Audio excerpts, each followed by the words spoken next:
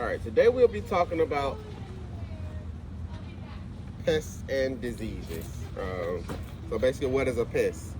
A pest is any living thing, plant, animal, microorganisms that is having a negative effect on human lives. So today we'll be talking about pests in gardens.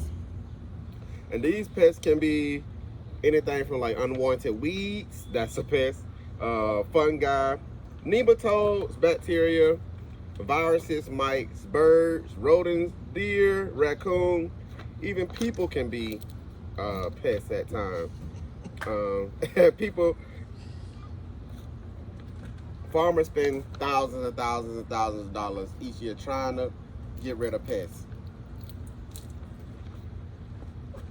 And when you're trying to figure out what pests you have to classify your pests. So one is the pest with vertebrates.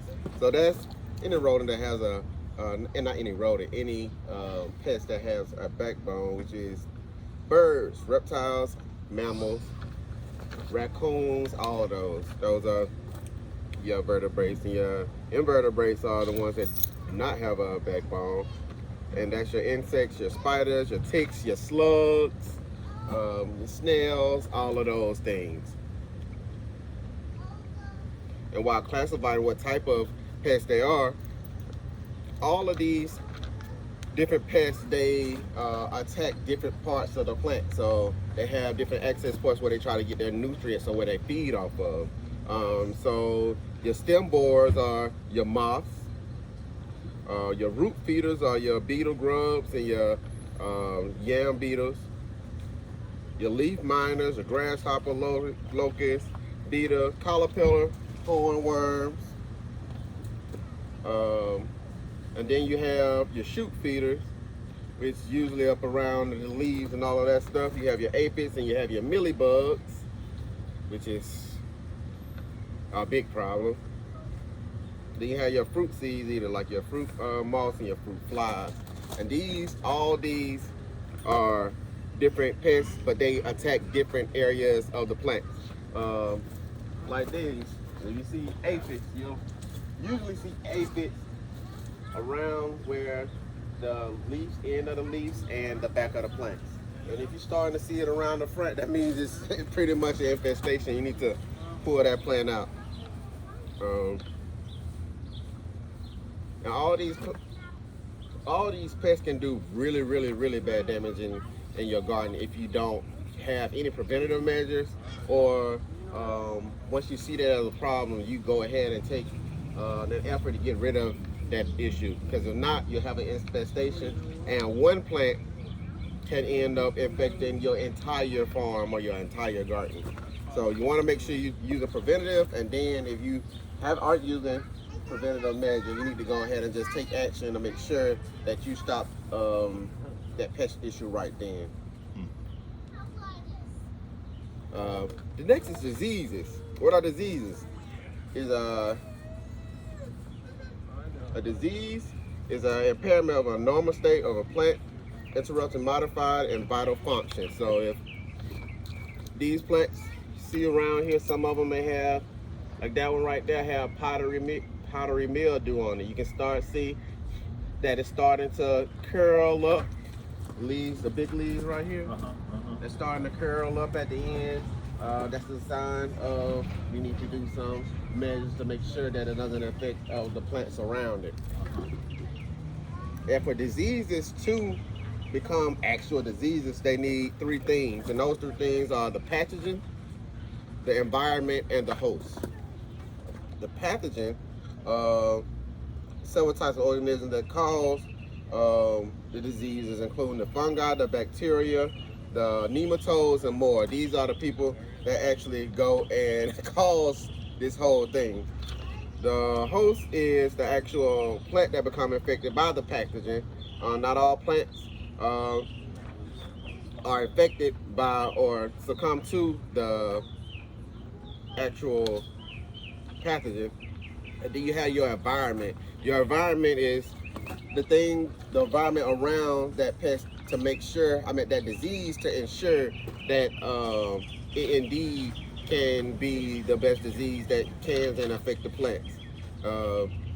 And like we said, we have many different types of the diseases around here. Like one right there, like I said, is the powdery mildew. We also have black spots, which you can see on like a misbelief tree right now, especially now where we have a lot of rain last night, and then we come and have a little bit of heat today. If those fruits are sitting on a leaf with a lot of water, they start to get those spots. Then you have blight, and then you have downy mildew, and all of these things can really affect your plant. So if you haven't, and you seeing these issues, like you said, you having problems with leaf miners. Yeah. So if you have these problems, the first thing you want to do is, before you do anything, you could think about, before you plant anything in your garden, you want to think about preventative measures. Since we know that we have a issue with leaf miners, we know that this has been an issue. We have to find things that is going to be either resilient to that, or we're going to have to do some things in our beds that's going to make it, the soil and everything around it, resilient to getting rid of those pests. So we'll try to find a resistant variety or something of the plant that you actually want. You can always do that. You also rotate your crops, intercrop. Intercropping many different crops to trick them in, or they can go somewhere else. But my biggest thing is always rotate your crops, because if you continue to grow the same thing in that area, they're gonna basically make that home.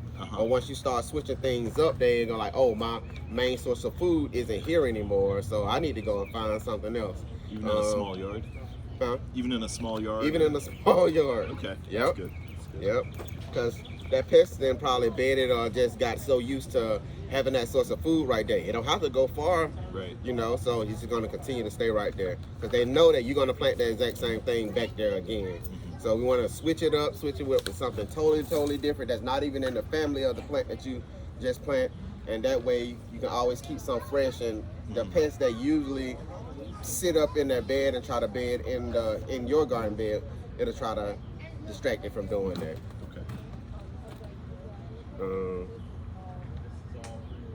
Also, making sure that you have a lot good soil management. So having a soil test and making sure that you amend your soil, put fertilizer and everything, that'll also help with combat against pests. Because you always remember, healthy soil and healthy plants will be less likely to be attacked by pests. Proper water management is another big thing that we have. That's another reason why you see that powdery mildew right there.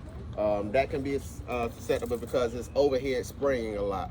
When you overhead spray plants in the garden, you open them up to be more susceptible to diseases. That's why we have the drip irrigation system. It's just directly into the ground, and you don't have anything splashing back up on the plants or spraying directly on the leaves or anything. Only when it rains, they have some type of water directly in the leaves. So we don't have to worry about disease, creating an environment for disease to start.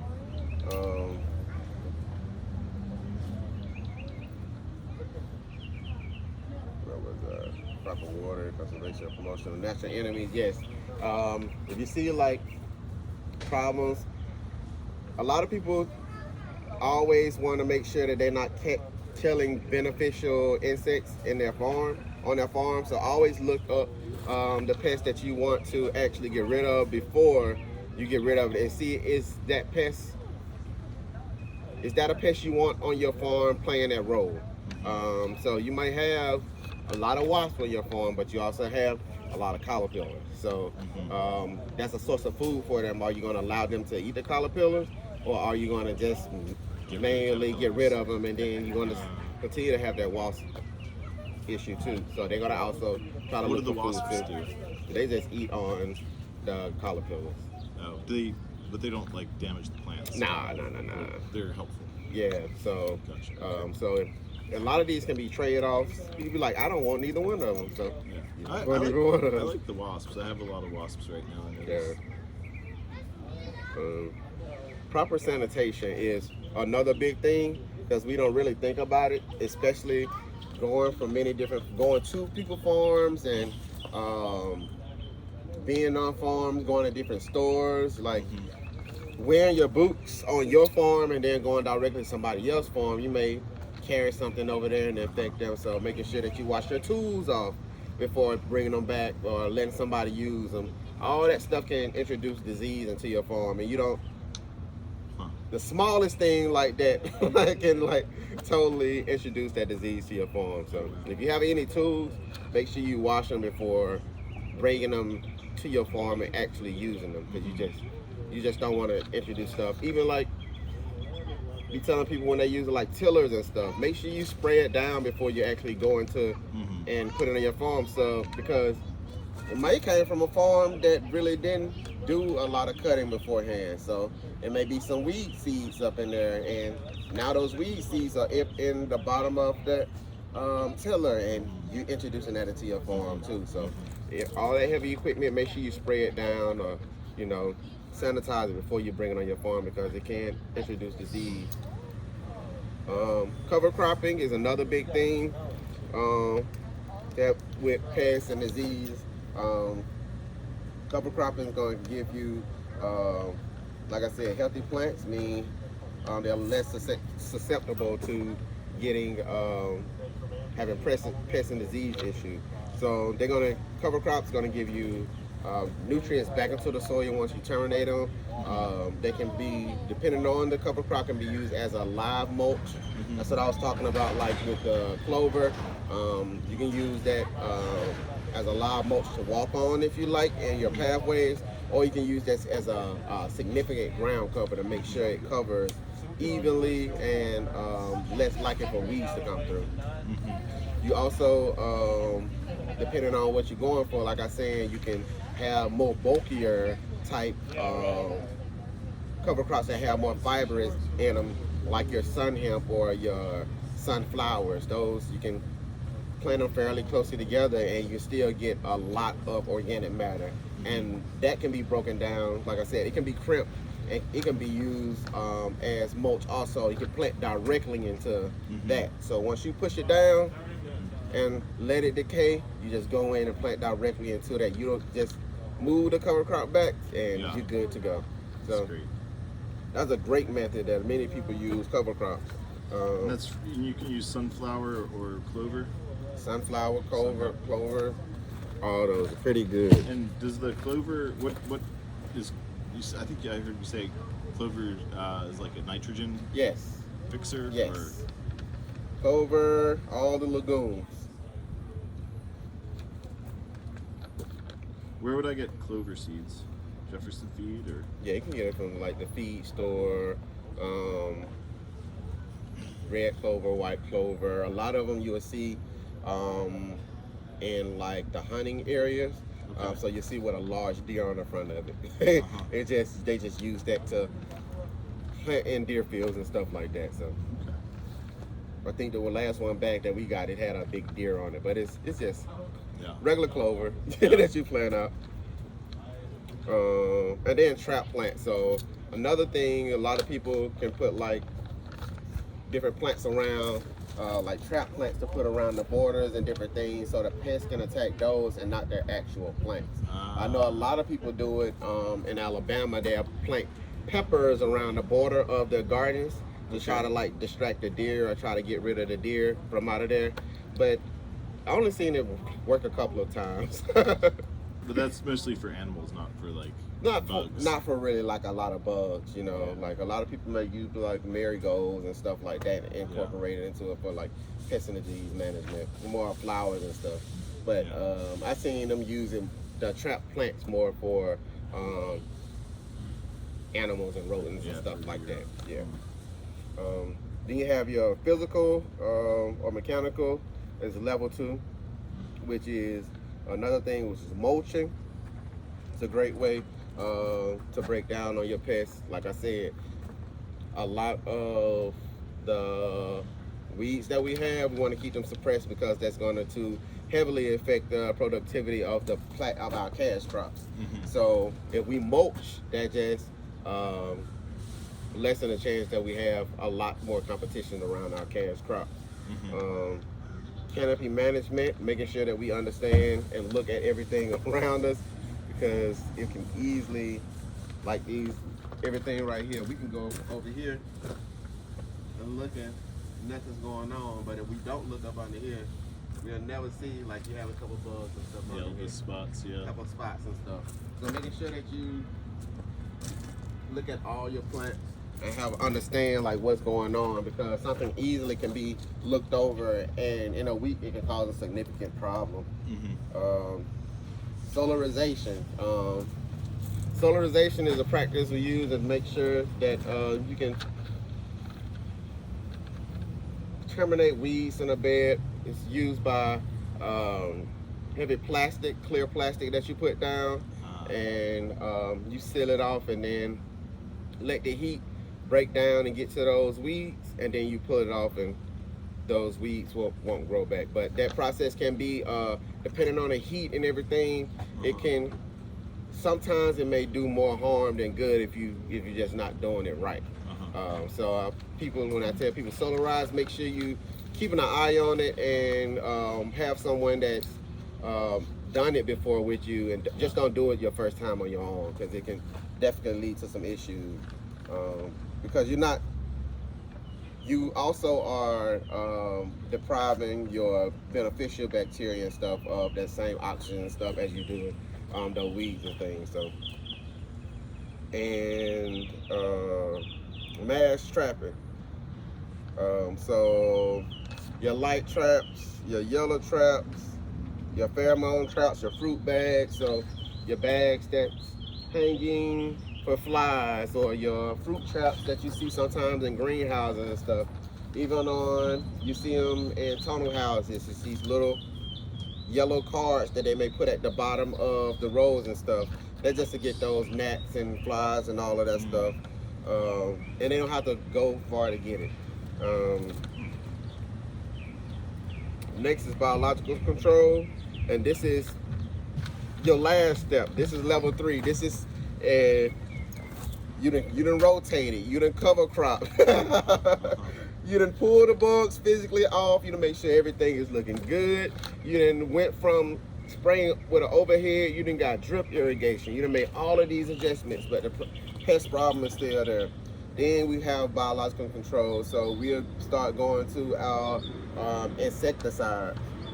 So one is BT, and this is used to control caterpillars, armyworms, tomato loopers, and bollworms, and also help control mosquitoes and black flies. You can also use this. I just lost train of thought. I thought I said beetles. Yeah. The next one is neem oil. I feel like these is one of those things that each farm, just a garden need. It's like one of those, it's almost like if you want to have a shovel, a hoe, a stirrup hoe, you need neem oil. It's just one of those things. And these help with array of pests, so aphids, the loopers, all of those, they will help with this. And so there's no neem oil in the preventive section, though. It's only once there's a pest present. Yeah, pretty much. Because you done did all of those things. You're trying not to spray anything. Right. But if you have to, that'll just be your last resort. This is spray the neem oil and stuff. That's just like the pyrethrum and pyrethrin. Last result, and you do not want to spray those until you do not want to spray those to early morning or late in the evening, because if you do, they'll kill beneficial insects and everything. So so your bees, all of those, it'll be very, very harmful to those. So you want to make sure that you stay away from those things until they're your last result. So BT, your neem oil would be definitely a big help. If you have things like ants, the problem with ant beds, I always use instant grits. It's a great way. Just go in, stick a hole, and just pour the instant grits down in there, and sprinkle a little bit on top. That way, they'll eat it in about a week or so. That everything will be good. And you just go and knock everything down and replant. For the most part, yeah. Instant grits. Instant grits. And they eat them, or they? Yeah. So what they do is they eat them, and they pretty much choke them because once they eat the instant grits, they just swell up. The water, yeah. Yeah. Interesting. Yeah. Huh. Put that one on the. Yeah. There's a trick. We always have boxes of instant grits. So that's one of the things that I always look at when I go into the store.